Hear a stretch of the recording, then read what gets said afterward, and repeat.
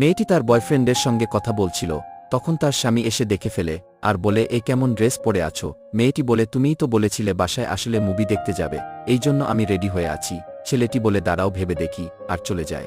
মেয়েটি তার বয়ফ্রেন্ডকে বলে, আজ তো ধরা পড়ে যেতাম।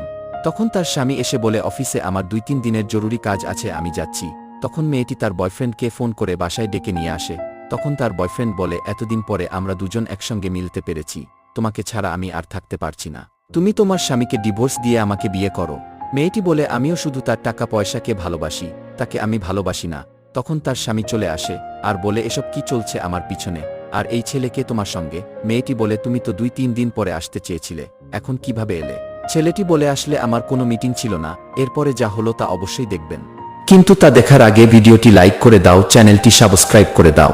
লাস্টে ছেলেটি বলে, আমি মোবাইলের রেকর্ডিং অন করে এখানে রেখে দিয়েছিলাম, আর এর ভেতরে তোমাদের দুজনের সবকিছু রেকর্ড হয়ে গেছে।